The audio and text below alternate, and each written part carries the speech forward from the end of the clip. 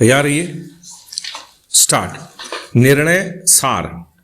जहां की अपीलार्थी हाथ में लाठी लेकर उन 4 अभियुक्त गण में शामिल था जिनके एक साथ मृतक पर प्रहार किए जाने से उसकी मृत्यु हुई, सभी अभियुक्त उनमें से एक के ललकारने पर कि मृतक को मार डालो, मृतक पर प्रहार किया, यह माना जाएगा कि घटना सभी अभियुक्तों के सामान्य आशय को अग्रसर करने में घटित हुई और तदनुसार अपीलार्थी का अन्य अभियुक्तों के साथ भारतीय दंड संहिता की धारा 302 सपठित धारा 34 के अंतर्गत विचारण न्यायालय के द्वारा दोष सिद्ध और दंडादेश और इसकी पुष्टि करते हुए उच्च न्यायालय का भी निर्णय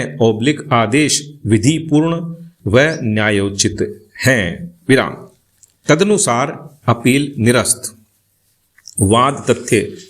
घटना चौराहट रामनगर वाराणसी उत्तर प्रदेश की है। दिनांक 18/10/1982 को प्रातः 7:15 बजे परिवादी बलराम ने रामनगर पुलिस स्टेशन में इस आशय की प्रथम सूचना रिपोर्ट दर्ज कराई कि वह प्रातः 5:30 बजे अपने भाई राम किशोर के साथ नित्य क्रिया के लिए जा रहा था और जैसे ही वह बाबूलाल के ढाबा के पास पहुंचा, उसने अपीलार्थी राम नरेश, राजा राम और जोगिंदर को हाथ में लाठी लिए हुए तथा वीरेंद्र को हाथ में लोहे की राड रंभा लिए हुए देखा। इसके बाद ढाबा से बाहर आकर उन लोगों ने उन्हें चारों ओर से घेर कर उस पर हमला कर दिया, जिसके परिणाम स्वरूप वह जमीन पर गिर गया और उसे कारित चोट के कारण उसकी मृत्यु हो गई। विचारणोपरांत विचारण न्यायालय ने चारों अभियुक्तों को भारतीय दंड संहिता की धारा 302 सपठित धारा 34 के अंतर्गत दोष सिद्ध एवं आजीवन कारावास का दंड दिया, जिसकी पुष्टि उच्च न्यायालय ने भी कर दी। अतः अपीलार्थी ने यह अपील प्रस्तुत की। उच्चतम न्यायालय के समक्ष मुख्य विचारणीय प्रश्न था कि क्या धारा 34 के संयोजन से अपीलार्थी की भारतीय दंड संहिता की धारा 302 के अंतर्गत दोष सिद्धि विधिपूर्ण एवं न्यायोचित है। निर्णय 1।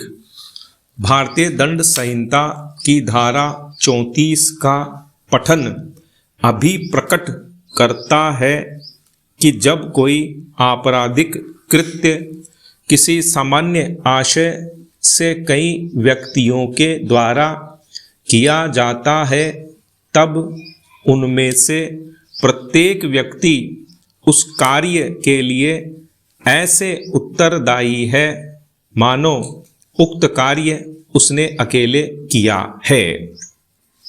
इसलिए जब किसी अपराध में अभियुक्त की भागीदारी साबित है और सामान्य आशय भी स्थापित है, तब भारतीय दंड संहिता की धारा 34 भूमिका में आ जाएगी।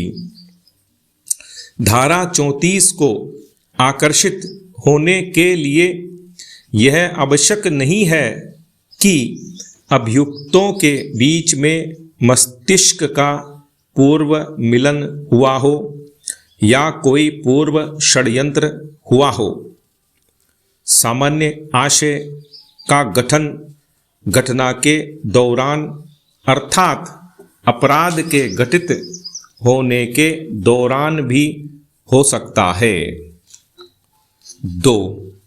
इस मामले में विचारण न्यायालय ने निष्कर्ष दर्ज किया है कि सभी अभियुक्त गण ग्राम चौरहट से संबद्ध हैं और अभिलेख पर मौजूद साक्ष्य बिना किसी युक्तियुक्त संदेह से परे स्थापित करता है कि अभियुक्त गण ने मृतक राम किशोर पर हमला उसे जान से मारने के सामान्य आशय से किया था, क्योंकि सभी अभियुक्त गण एक दूसरे से संबंधित थे और सभी उस समय हथियारों, लाठी और रंभा से लैस थे जब वे घटना स्थल पर आए और अभियुक्त राजा राम ने अन्य अभियुक्तों को यह कहकर उकसाया कि राम किशोर को मार डालो। तब सभी ने मिलकर राम किशोर पर हमला किया तथा राम किशोर के जमीन पर गिर जाने के बाद सभी एक साथ वहां से भाग गए। उच्च न्यायालय ने जब विचारण न्यायालय के निर्णय की पुष्टि की तब निष्कर्षित किया कि अभियुक्त गण घटना स्थल पर एक साथ आए और मृतक की मृत्यु कारित करने के आशय से उस पर एक साथ अपने अपने हाथ में लिए घातक हथियारों से मृतक पर हमला किया। अभियुक्त गण का संयुक्त रूप से कार्य करना दर्शित करता है कि वे सामान्य आशय में भागीदारी कर रहे थे। 3. कृष्णमूर्ति उर्फ गु नोदू और अन्य बनाम कर्नाटक राज्य 2022 7 SCC 521 के मामले में इस न्यायालय ने अभी निश्चित किया है। विराम।